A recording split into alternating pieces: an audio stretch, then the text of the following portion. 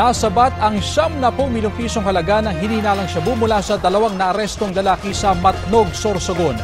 Sa Puso-Rubio naman dito sa Pangasinan, 10 ang sugatan sa banggaan ng van at isang truck. Ang mainit na balita hatid ni CJ Turida ng GMA Regional TV. Maluwag ang kalsada sa Barangay Alipangpang sa Puso-Rubio, Pangasinan nang sinubukang magmaniobra ng truck na yan. Saktong paparating naman noon ang isang van at nagkabanggaan ang dalawang sasakyan. Sumalpok sa pader sa gilid ng kalsada ang van. Nagtamo ng gasgas ang 10 pasahero ng van na dadalo sa isang kasalan. Nagkaayos naman ang dalawang panig. Halos 18 kilo ng hinihinalang shabu ang nasabat sa Matnog Port sa Sorsogon nitong weekend. Tinatayang may street value na 90 million pesos ang mga nasabat mula sa dalawang lalaki.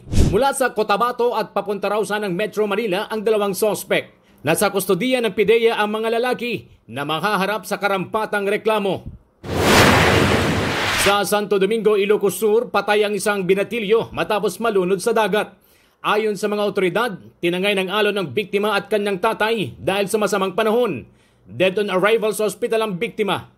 Hinahanap pa ang kanyang tatay. CJ Turida ng GMA Regional TV. Nagbabalita para sa GMA Integrated News. Kapuso, alamin ang maiinit na balita. Bisitahin at mag-subscribe sa GMA Integrated News sa YouTube.